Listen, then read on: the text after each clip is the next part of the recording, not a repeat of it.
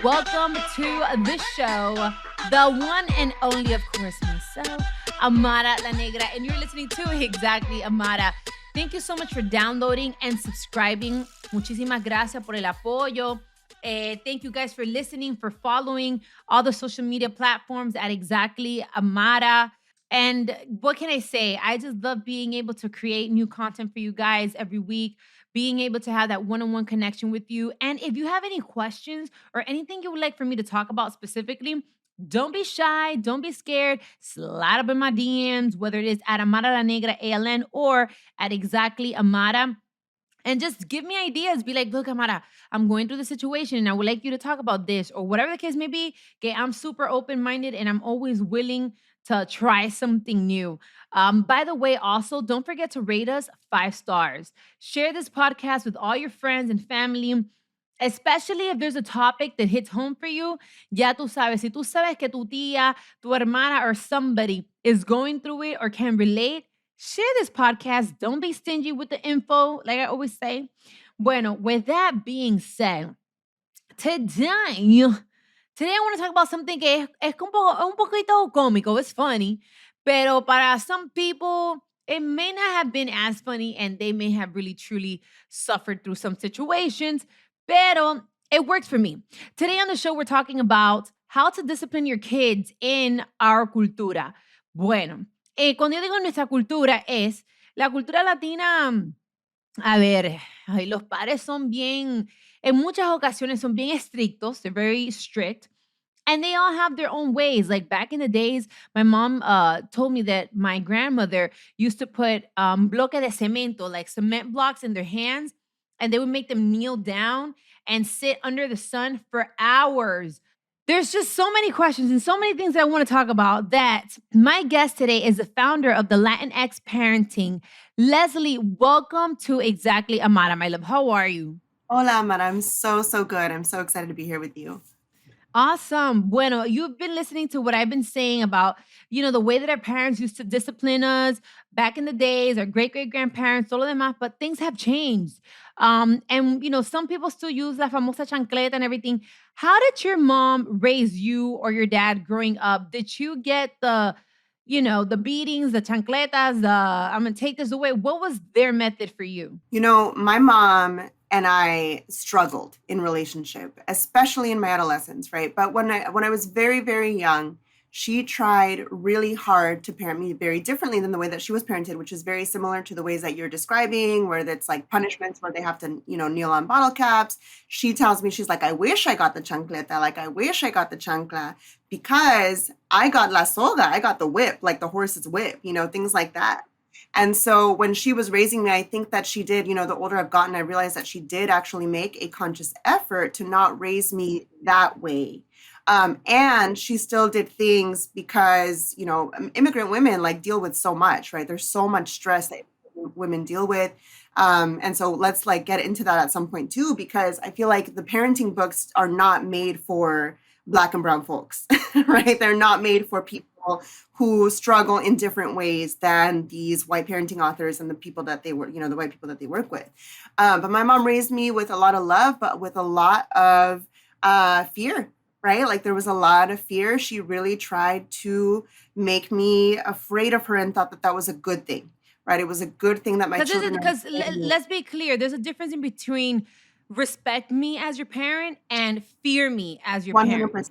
Yes, 100%. And so we don't necessarily have the privilege sometimes of having the time and the space to have those conversations. Our parents didn't, right? So they're not talking like, do you fear me? Do you respect me? In their minds, it was the same. And I've worked with hundreds of parents, especially Latino parents, that are telling me like, I never thought about that. I've never thought about the fact that there is a difference between fear and respect. I just raise my kids in this way because to me, it's the same thing. If they fear me, they respect me.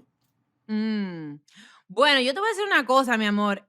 My mom's gonna hate this episode, pero my mom used to beat my ass. Like on some real shit. Like my mom, eso de que I really going back into my thoughts, the youngest thought that I can think of, like baby thoughts. My mom was always very strict in that aspect. She always felt like, a mí tú me vas a respetar, and this and that. And she used the chancleta a couple of times, normal. She also used the wire hanger. I remember she also used the belt, el cinturón. Oh my God, that belt. That belt hurt so much.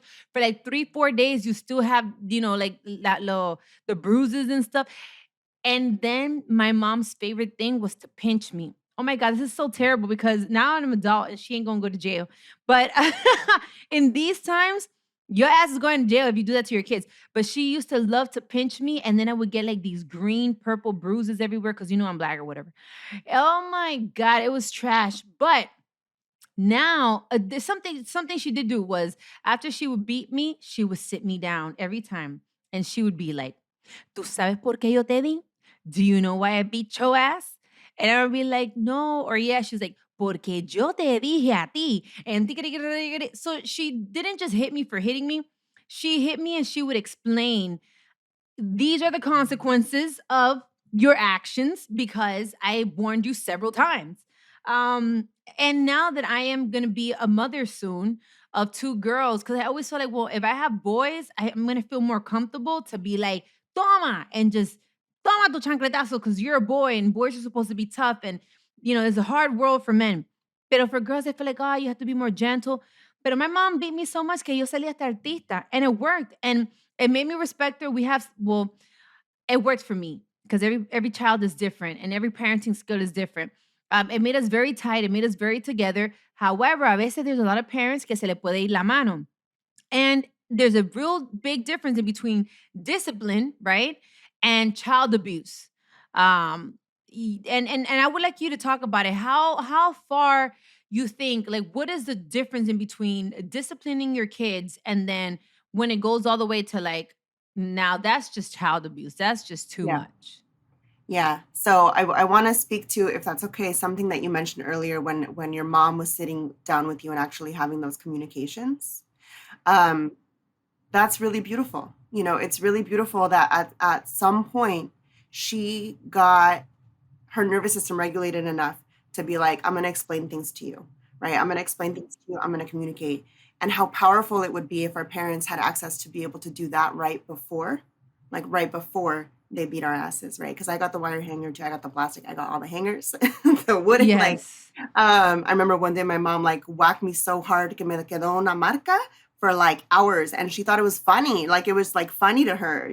She was just like, oh my God, like it's still there. It was entertaining to her. So That sounds so fucked up. And we're laughing now, like, oh, it's entertaining her. okay, this But is our point, right? With this conversation is like we're laughing now, but like when you really sit with it, when you like really sit with not just like what the situation was, but like the feelings in the moment of getting hit in that way, there's pain, right? There's pain. there's And traumas. there's trauma. Would we want that, right? Would we want that for our children? Would we want that same feeling for our children? Or are there other ways to teach those same values? Because what our parents are trying to do, and which is the definition of discipline, is to teach, right? We want Right. our children to learn the values that we share. We want them to understand the right things to do, the things that they shouldn't do, all of these things, like the intention behind the reason why our parents hit us, the reason why we yell. Like I'm a yeller, right? Like my violence is not physical. My violence is verbal and loud, right? It's like loud. So I yell at my kids, and I know that might as well be a verbal chancletazo. Like those are things that I think that when Yeah, we, pero espérate un segundo, Leslie, because yeah, I have to give you props too. First of all, it's already hard enough to be a woman in this world. And then on top of that, you have to be a mother. And that means you have to be nurturing. You have to give away a part of who you are to cater to, your children. So, hasta cierto punto, when people can be judgmental, de que, ay, mira, como le está hablando a los niños. First of all, cállate la boca, que nadie te está pidiendo tu opinión. That's the most important part. oh Because yeah, siempre tiene que venir alguien a dar su opinión and give their opinion about somebody's parenting when nobody asks you for your opinion. That's one. yeah. And two, what do you expect? Women as mothers are only but human. Hmm. You better be glad if your parents are just screaming at you. Lucky you. Right? Lucky you. Lucky you. It's hard not to tell my kids that because my mom was like, "You're lucky. I'm only giving you the gancho. You're lucky. I'm only giving you this like manazo. You're lucky. Like the base. You're Because lucky." things were worse. Because things were worse, and they were worse for her, and I'm sure they were worse for my grandparents too. And so every generation you see is doing a little bit better because we have a little bit more privilege in being able to reflect.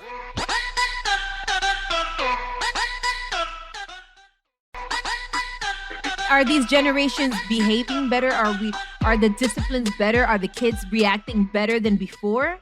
I will tell you that if you look at the statistics from people that are in prison right now, right, especially black and brown boys that turned into men that created violent situations, and even women, right, even women, over 90% of them experienced corporal punishment.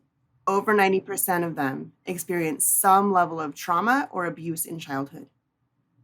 And Dr. Stacey Patton talks about this when she writes her book. She wrote a book called Spare the Kids, specifically about Black parenting, right? Like I'm writing the one about Latino, Latinx parenting right now. But she talks about like how indigenous practices, like indigenous tribes in Africa, there's no record of corporal punishment. You know, these are things that we adapted historically from colonialism. We were oppressed and we adapted oppression into our homes.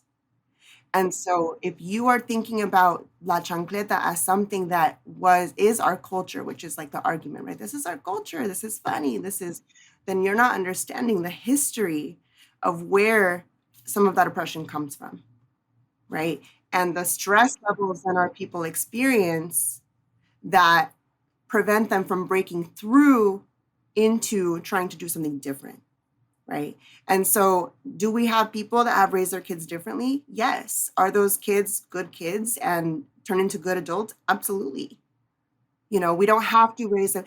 And there's no judgment that I hold for parents. I do want to just say, like, there's no judgment because the message that I share a lot is like, if you were raised with fear and you haven't had the privilege to be able to like go to therapy, right? And you haven't had the privilege to be able to talk through some of these things, then when you are out in the grocery store and your child starts having a massive tantrum and say you're undocumented, for example, which a lot of our community is in the US at least,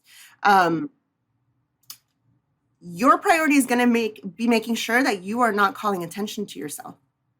You know, your priority is going to be that your kid shut up in that moment, porque si no, something worse can happen, right? And so we are raising our children still with a lot of fear, but that fear is warranted because there's things to be afraid of. That's crazy because, well, in my case, not only I always say I have the best of both worlds because I am Afro Latina. I am very proud of being Latina, and I'm also very proud of being Black. And you know, you don't when you have a Black child, you need to raise your child, letting them know what the rules and regulations are in the world that we live in because of the color of our skin. The same thing happens for those that are immigrants that don't necessarily have paper, their documents or whatever the case may be, where you have to explain this is how you have to behave and these are the things that we have to go through because of our situation. So it's very difficult and I understand it could be very frustrating. I personally, like I said before, now that I am about to have to discipline my children, I almost feel like I shouldn't necessarily adopt the things that my mom did to me to them, but then I also feel like whatever she did to me worked out for me. So maybe I should just repeat the pattern and they'll come out good because I've seen a lot of parents that do sit down in the corner and they're the ones that be like, Mom, shut the fuck up. Like that's what excuse me. See, look. Aquí somos dominicanos, aquí somos latinos, aquí no hacemos esa vaina. Don't come over here trying to act cute because I will beat your ass. So I think there's a power para mí. And this is so bad that we're having this conversation because I know that you're like pro don't beat their ass and I'm pro beat that ass. So I know that there's a part of me that feels like aunque yo le dé su buena majá, y yo sé que lo estoy haciendo por el bien de ellos, because all of our parents, when they've done it, they always feel like they're doing it for the best of us, to educate us for the best of us. But I know that deep down inside, ellos le duele. It hurts them to see you cry, to see you bruise, because a lot of times they can go a little bit overboard. I remember one time my mom was really upset at me. She was driving and I was sitting in the back and she did that thing where they drive and then they have one hand in the back and she started beating me while she was driving. Y sin querer, she popped me so hard in my face that she busted my nose and I started bleeding. And there was a part of her, she was trying to be tough, but she felt guilty. She felt bad that her anger as an adult pushed her all the way to, unintentionally, doing that. And I really want to know from your perspective, Cause see, and now I'm an adult, y yo todavía me acuerdo. What are some of the traumas that you think that these type of discipline or for those que a veces se le pasa la mano, what do you think are some of the traumas as an adult or as an adolescent that can happen based off the way that they're being disciplined? So there's things that happen in the body, right? So there's things that happen in the body because our body is an animal, like we're animales, right? And so when we are under threat, we are going to experience certain things in our body that exist in order to protect us. So Mhm. when we get hit by our parent, by anybody else, right? So like if you got hit by a partner, if you got hit by a stranger on the street, the same Mhm. thing would happen. Your cortisol level, which is your stress hormone, your like primary stress hormone is cortisol. So that goes up. When your cortisol levels go up, your brain starts shutting down because now your emphasis is on surviving that situation, Mm. right? So when you are in survival, and it's interesting Mhm. because la palabra de disciplina, discipline, to teach, right? You can't teach, you can teach fear. You can definitely teach fear and like trauma response. But when you are thinking about kids, for example, that are getting beat at home, right? And then they go to school. And like I was one, right? Like I was one where I would go to school sometimes and like my trauma necessarily, it was not necessarily like physical trauma on me, but it was a lot of violence between my parents. When I turned like 9, 10, 11, a lot of verbal violence, a lot of, physical violence. I mean, so that's stressful for a child, right? That's really stressful for a child to experience, not just violence upon a child's body, but también violence that they're seeing in the home, right? That's stressful, that is potentially traumatizing, and that is definitely dysregulating in the moment. So if you're experiencing something like that, and then you have to go to school, because a lot of my trauma from my mom was verbal, right? Like later when I was older, porque como dijiste, you can't hit a child when they're 12, 13, 14, 15 years old anymore. You have to resort to other methods of instilling fear in them. And so my mom eventually, she couldn't hit me anymore, but she could yell at me, she could shame me, she could call me all these names that she knew were going to hurt me in order for her to try to instill a level of respect that I didn't want to respect her. I didn't like her. She hurted me. That control. So it's power. It's power, And so for me, when I think about myself as a little girl experiencing violence, either watching it, witnessing it, or experiencing it, my brain shutting down. I'm not going to do well in school. I'm not going to sit and listen to my teachers. I'm going to focus on building attachment with other people. And that's exactly what happened to me. I was like, I don't give a fuck. Like, I'm sorry. I don't know if I was supposed to. I was like, I don't care about school. I just need to feel like I belong to something. I need to feel like I'm connected to somebody, to someone. So I started, hooking up. I started using like a lot of weed, like early, right? I started smoking cigarettes. Like I started doing all these things to like fill this hole that really was directly connected with the lack of safety I was feeling at home. What do you feel that was more hurtful? Because I know how I feel about it. And I laugh and I joke about it because I feel like, bueno, así fue como me criaron a mí, and I guess to a certain extent it worked for me. I don't know if maybe when my kids do come to this world, I'll see them and I won't want to hit them or beat them or whatever.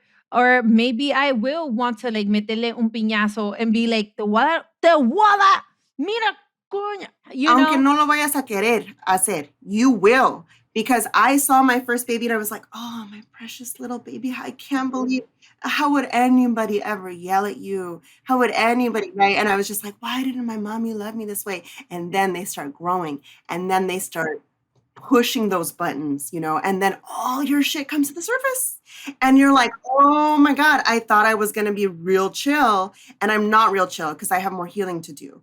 And so that's what they do. But what do you think is more damaging, the physical or the verbal? Because for me, I remember my mom, her parenting skills at the moment, immigrant, no papers, doesn't know the language, has a small baby, single mother, is working 3 jobs, she's stressed out, and then there comes me.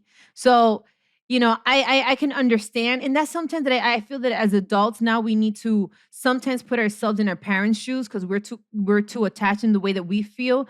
But if we take 2 seconds to put ourselves in their shoes and try to understand all the things and the pressures of bills, responsibilities, everything. You have a little kid, you're yelling, you're screaming, you're misbehaving, all everything that's on their plate. I'm a single child, but a lot of parents have 3, 4, 5, 6 kids, and they're dealing with all of this. Sometimes I don't want to completely put all the pressure and all the fault on parents because I try to understand, coño, estaba sola y tenía que lidiar con todo eso. It was a lot.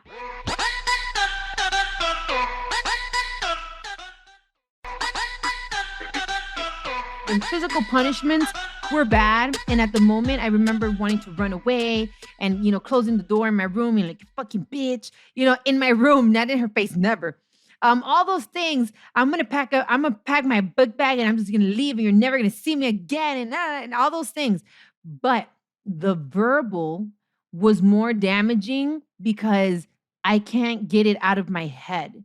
The physical will heal, but the things that came out of your mouth when you were angry, when you were upset or whatever, I try to forgive and understand now, but I agree. And I agree that they are equally, right? Porque my mom says, mi papá me metía una chinga. Like, she describes in detail some of the physical abuse that she received. Like, I remember getting, la chancla, el cinto, all of that. But I don't even remember why, right? But like, though, that verbal violence, like, and I will call it violence. I don't call it abuse because it's too subjective, but it's violence. You're inflicting violence, right? And so that I do remember. And you're right. Like, I do forgive. It sears you, like it really sears you. Like, te deja una marca. And some of those things that we were told are going to take a lot of time to undo, right? Like, my mom's big thing for me was like huevona, right? Like, she would always call me huevona. I know in different places it means different things. For her, it meant floja, like lazy, right? And so for me, it's been a challenge to feel like if I'm resting, that it's okay, right? Like, I feel guilt just like laying there and like relaxing for a little bit. It is hard. And so those are the things, right? Because all my life I was called floja, huevona, like no sirves para nada. Like, all those messages become literally recordings in your brain. And so that informs who you are, that informs your identity, that informs how you feel about yourself, right? If I wasn't actively undoing that and actively noticing and being like, oh, actually, that's not a message that comes from me. That's a message that was passed down because it was passed down to her, because it was passed down to them. Like, that. it's like a generational trauma that goes on. But you know what? Sometimes it even goes to the smallest things like and it's hard to parent. I always say, mira, there's no guidebook onto how to live your life, and there's no guidebook. Aunque ellos te puedan escribir 45,000 libros, books on how to raise your kids and how to parent. Every parent has their own book that they create through their own personal experiences of how to raise your kids. But I'll give you a perfect example. When your kid comes home and they tell you that somebody bullied them or somebody did something, what's the first thing people of color or Latinos say? If they hit you, you hit them back, and if you don't hit them, I'm gonna beat your ass. It's an automatic of si tú no le das, te voy a dar yo y te voy a dar más duro. So you don't even know how to it's hard for you to stop. How do you stop this generational discipline format that they've taught us? Because we basically repeat what we know. We repeat what we've been taught. We repeat the way that we were raised. How do we stop this and change the format? Oof, that is the question, right? And like, that is literally what I feel like I'm having to spend the rest of my life working on, not just personally, but with everybody that comes into the Latinx parenting space. Like, these are people, like, we are people who really remember ourselves. I think that's like the initial piece, is like, you have to remember that little girl, that you have to remember that niña, and so what I really focus on in my work is like remembering the inner niña, right? And so you've heard of like inner child work. So Mhm. I focus it specifically like for Latino families where we have this inner niña that is hurt, that is wounded, that like, yes, she came out really resilient. I'm a hard worker. I'm a really hard worker. Right, Like, right. I am a chingona. I have built this business. Like, there are things that like I know are because I was given the model of working really hard, and also I don't let myself rest, right? And so there's extremes to things, right? So like that served me.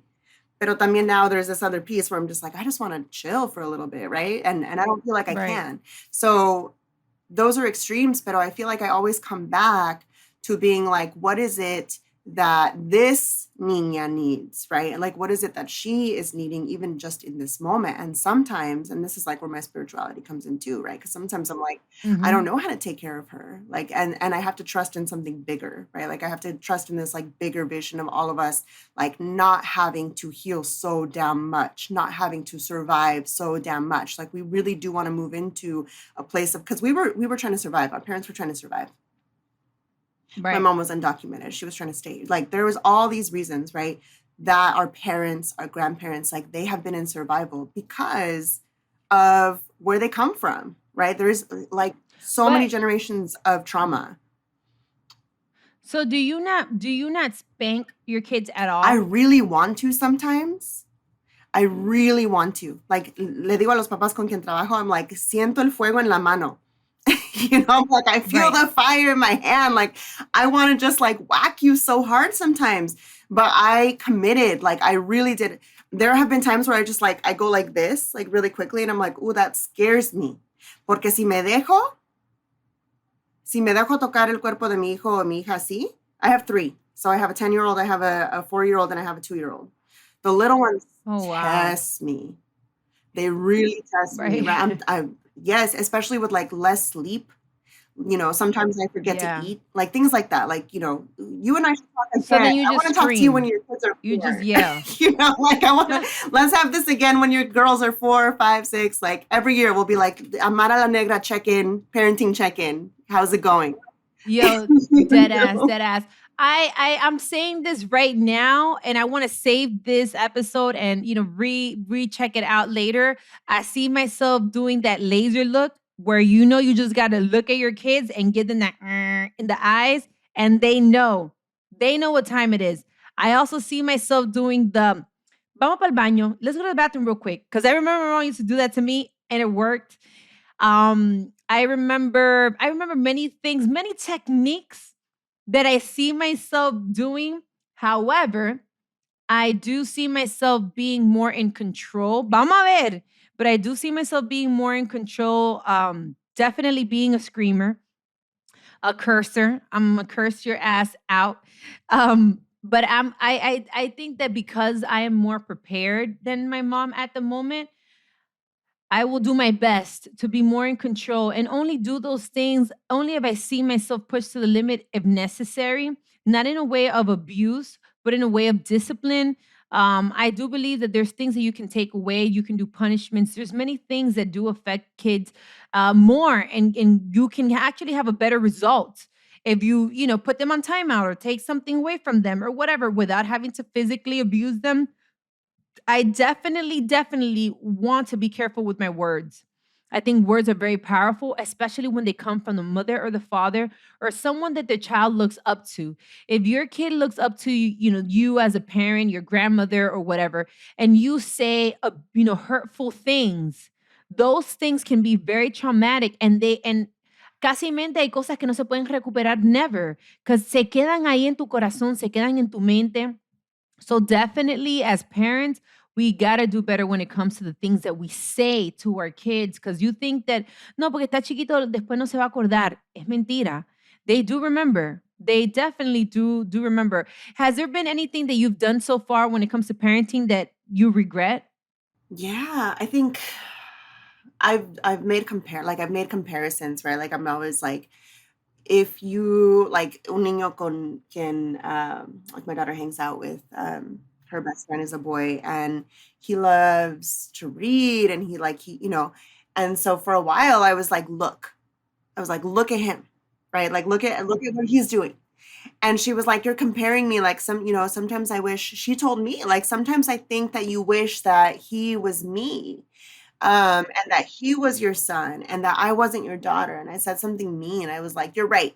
I was like, but totally like in my survival brain también. And I feel like, something that I do really want to emphasize, Amara, is like you you can think about the way that you want to parent, but if you don't understand like what's normal for a child at the ages, then it's going to be so much harder to know like where you stand as a parent in that situation, right? And so some of the things that have been normal for my children, I have expected more from them at those ages, and it's like expecting them to walk like right when they come out of the womb. Like there are things that I'm still learning at 35, right? Like I'll be 35 this year. There's things that I'm still learning that like I'm so grateful nobody's punishing me for still learning some of these lessons, right? And something that somebody said, like to your point, where like the way decir tres veces, it's like that depends, right? Like people are like, is that okay to do? I'm just like, what age? What do like tell me what age they are.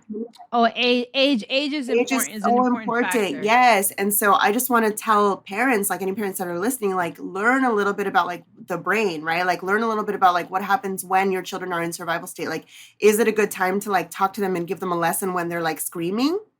Right? Like, no, the brain is not like calm enough. So there's things that I have done that like go against this, right? Where I'm like trying to scream the lesson into my older one, especially. Like she's the one that's really like starting, especially now that she's going into like the tween years and eventually she's going to be a teenager. That's going to be interesting because I remember myself as a teenager and whew. And you know what? The pandemic, let's not forget this part too. The pandemic definitely, to me, in my eyes, affected a lot of the development for a lot of these children and affected the way that a lot of parents discipline their kids because they found themselves being stuck in a house all day, every day, together for weeks, for months, for hours. Until this day, there's a lot of parents that, because of the pandemic and the things that are happening in the world, they had to como que cambiar el formato, and now you're homeschooling. Now, llega un momento que it's not the same when you send your kids off to school for 8 hours or whatever, and then you have like that time away from them. Then now that you're with them all the time, te sacan de quicio, they like get on your nerves, and the smallest thing can make you, flip the hell out as a parent. I think that we, as parents, we have to do better. I want to thank you so much, Leslie, for coming in, for, giving these great tips and information that really do need to be heard. Because like I always say, there's truly no guidebook into how to parent. We all figure it out as we go along, but there is a lot of good suggestions and there's a lot of great information that you can check out and see and become the best parent that you can be. Is there any social media platform or anywhere where we can check you out? Yes, I would love people to find us on Instagram at Latinx Parenting. I tweet sometimes, also at Latinx Parenting. I think that if people just start following that page, they can, and also subscribe. If you go to latinxparenting.org, you can subscribe and see everything that we have coming up. And yeah, parents also, we need to find our own techniques. Let's meditate. Let's count to 1,000 if necessary. We need to find our own ways to become better people, become better parents for our kids. Y si tú todavía usas la chancleta and it works for you, a chancletazo limpio. And if not, then let's figure out other ways. I'm going to let you know later on what was my favorite method once my girls grow up. Pero mientras tanto, I think I'm just going to be a screamer. With that being said, thank you everyone for joining me. And remember to follow Exactly Amara and My Cultura podcast on Instagram, and also check us out on Twitter. And if you want to see the episode, you can check it out on Exactly Amara on YouTube. Exactly Amara on YouTube. You can check out the episode and check out and see my guests and all that good stuff.